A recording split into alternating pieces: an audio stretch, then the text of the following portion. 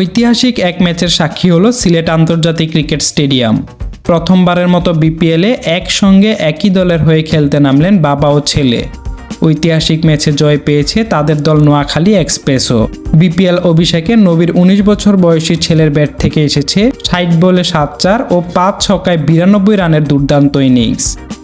ভারতে খেলতে না চাওয়া বাংলাদেশের বিশ্বকাপ ম্যাচ আয়োজনে আগ্রহী পাকিস্তান। বৃষ্টিতে ম্যাচ পরিত্যক্ত, সবার আগে প্লে অফে রিশাদের হোবার্ট।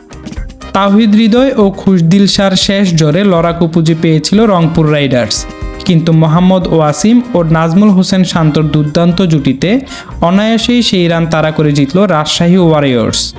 রংপুর রাইডার্সের হয়ে ওপেনিংয়ে নেমে অপরাজিত ৯৭ রানের ইনিংস উপহার দেন Hridoy. Spanish super cup, Barca Real final আজ, নির্ধারণ হতে পারে আলোনসোর ভবিষ্যৎ।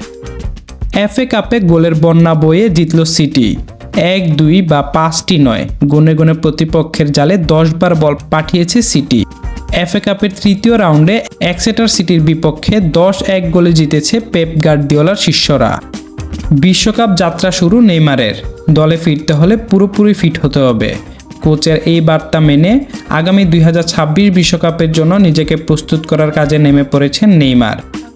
রেকর্ড ৮,১০০ কোটি টাকার অস্ট্রেলিয়ান ওপেন। চলতি মাসে অস্ট্রেলিয়ান ওপেনে খেলোয়াড়দের জন্য থাকছে ইতিহাসের অন্যতম বড় প্রাইজ মানি। গতকাল আয়োজকরা ঘোষণা করেছে এবছর টুর্নামেন্টের মোট প্রাইজ মানি ১৬% বাড়িয়ে নির্ধারণ করা হয়েছে ১১১.৫ মিলিয়ন অস্ট্রেলিয়ান ডলার। বাংলাদেশি মুদ্রায় যার পরিমাণ প্রায় ৮,১০০ কোটি টাকা, প্রায় ৭৫ মিলিয়ন মার্কিন ডলার।